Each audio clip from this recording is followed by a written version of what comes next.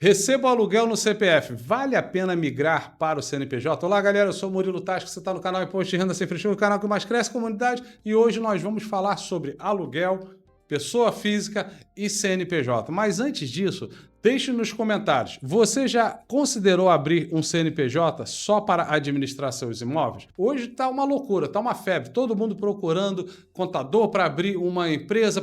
Mas você fez um planejamento tributário? Você fez um planejamento de contingência? Um planejamento real de estruturação do seu empreendimento? Porque agora você tem um CNPJ, você tem uma empresa, tem responsabilidades a mais, burocracias a mais. É interessante? Sim. Vale a pena? Vale. Mas você precisa decidir sabendo o que você está fazendo e não simplesmente o imposto. O imposto é claro que é muito importante. Claro, pagar menos imposto, isso aí todo mundo quer. Mas talvez você migrar para um CNPJ sem ter um planejamento estrutural, sem ter um planejamento tributário, você pode estar cavando uma sepultura na sua vida financeira. E isso é perigoso demais.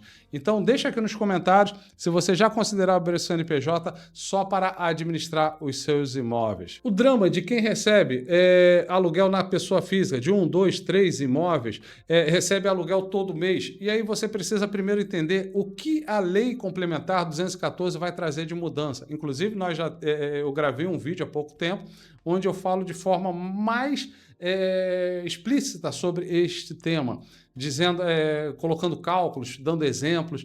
Então é importante que você vá lá, assista para você poder entender. Eu quero fazer aqui um resumão para sair um vídeo mais direto para você que ainda está em dúvida. Então, se você tem até 3 imóveis e recebe menos de 20 mil reais, você não vai ter incidência de IBS e CBS. Mas se você tem um ou outro, se você tem mais de 20 mil em rendimentos de aluguel ou de aluguéis, ou tem 4 imóveis ou mais alugado no seu CPF, aí sim você vai ter incidência de imposto. Ou se por acaso você oferece serviço de portaria, de recepção, de manutenção, de limpeza dentro desses imóveis, aí sim você vai ter incidência de imposto, mesmo que tenha apenas um único imóvel, mesmo que receba menos de 20 mil.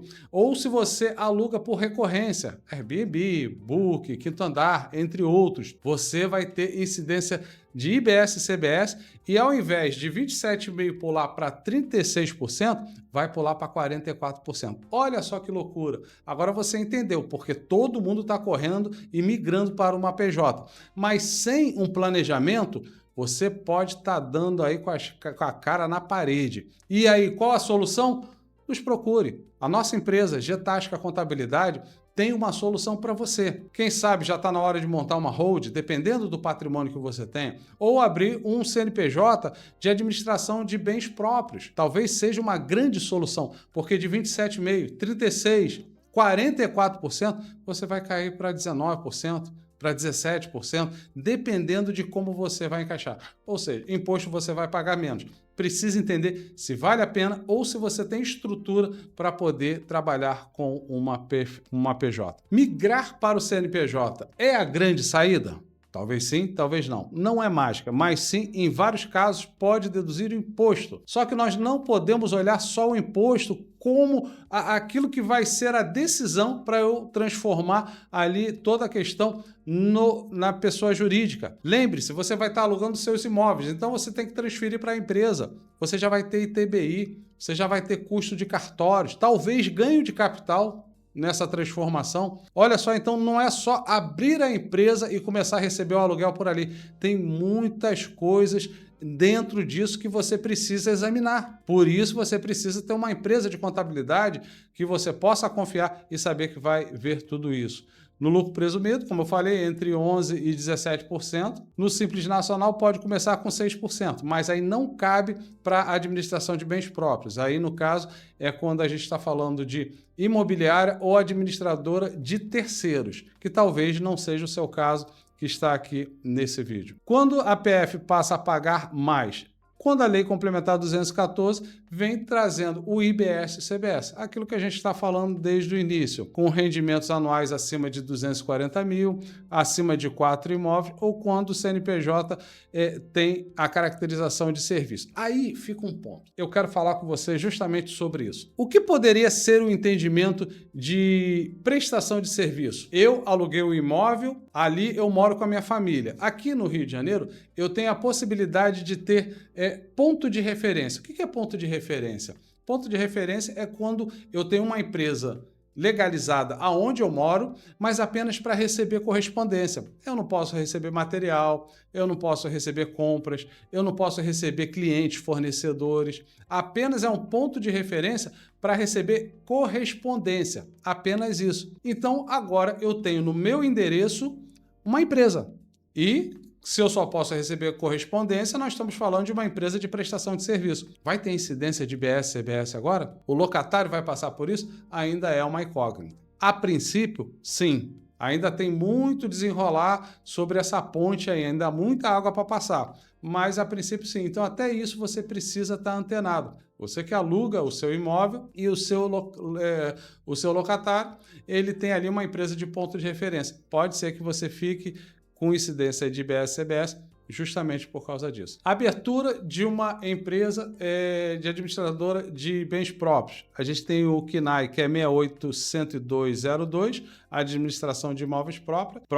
É vedado ao Simples Nacional, você vai ter que estar no presumido, mas talvez valha a pena, porque ao invés de pagar 36 ou 44, dependendo se é de recorrência ou fixo, você vai pagar entre 11% e 14%, em alguns casos chega a 17%, mas na maioria entre 11% e 14%. Como eu falei anteriormente, cuidado com a transferência do imóvel para a empresa, você pode, não é simplesmente pegar o imóvel e a partir de agora ela é da PJ. Você pode ter problema com você pode ter gastos, pode não, você vai ter gasto com ITBI, registro de imóveis e em alguns casos ganho de capital, como eu falei anteriormente. E uma pergunta que sempre cai para mim. Eu posso fazer contrato de comodato? E como eu sempre respondo, sim, mas é preciso ter atenção. Você está fazendo comodato para desvirtuar um rendimento, uma atividade econômica, ou de fato é um comodato? Porque isso está crescendo muito e a Receita Federal já está fiscalizando. O comodato é gratuito e aceito, mas precisa de um contrato de registro contábil adequado. Se houver proveito econômico, o fisco pode descaracterizar e exigir IRPJ, CSL e ICS retroativo. Olha só aí a confusão armada. Olha o que você pode passar por querer fazer o que dá certo e não o que é certo. É melhor você se programar, fazer um planejamento tributário, fazer um planejamento de contingência e entrar numa PJ.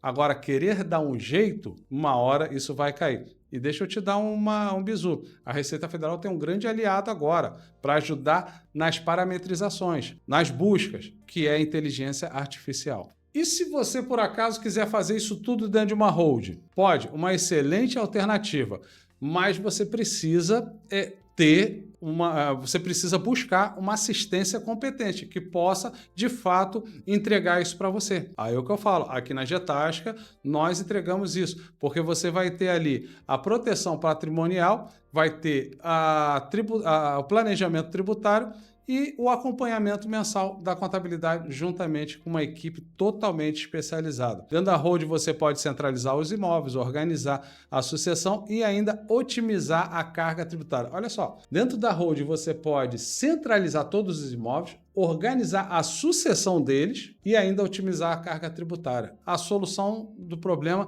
de quem tem mais de 2, 3, 4, 5 imóveis e tem rendimentos de aluguel com ele. Se quiser montar sua hold, nos procure para que façamos um estudo para entregar o melhor para você. Caso real, deixa eu dar um exemplo aqui de um caso que aconteceu em São Paulo. Eu estou usando aqui um nome fictício chamado Gustavo. O Gustavo tinha 3 apartamentos alugados, recebendo R$ 8.500 por mês, pagava R$ 1.500 de carnê-leão. Abriu uma empresa, transferiu os imóveis, teve aquele gasto de TBI, de registro de cartório, o RGI, e o ganho de capital. Mas caiu para R$ 800, uma economia de R$ 700 mensal. Aí cabe a você verificar se vale a pena ou não. Faz sentido para todo mundo? É claro que não. Até porque, como eu sempre falo, O imposto, ele é importante? É, mas ele não pode ser o fator predominante, fator decisivo para você abrir um CNPJ. Entenda, abrir um CNPJ traz a reboque muita responsabilidade,